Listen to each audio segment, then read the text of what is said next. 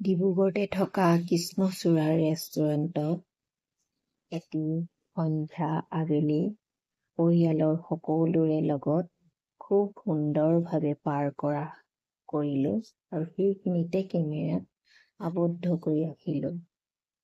ইয়াৰ দৃশ্যসমূহ খুব মনোমোহা, সকলোফালে লাইটৰ ব্যৱস্থা, লগতে এখন সুন্দৰ পাৰ্কো আছে, খেলাৰ পাৰ্ক, য'ত আমাৰ ল'ৰাহঁতে খুব ফূৰ্তিৰে খেলি সময়বোৰ পাৰ কৰিলে।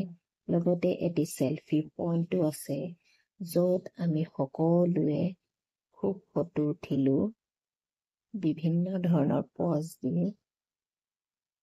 ভাল লাগিলে এনেদৰে সময়বোৰ কটাই। আচলতে আমাৰ ঘৰৰ ছোৱালীজনীৰ বাৰ্থডে আছিলে।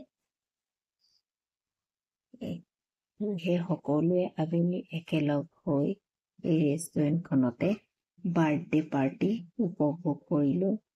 লগতে বিভিন্ন ধৰণৰ খাদ্য সামগ্ৰী খোৱাও হ'ল, ফূৰ্তি কৰাও হ'ল। সকলোৱে ব্যস্ততাৰ কাৰণে একেলগে সময় কটাবলৈ সময় নাপায়। এনেদৰেই সকলো মিলি ইমান ধুনীয়াকে বনাইছিলোঁ।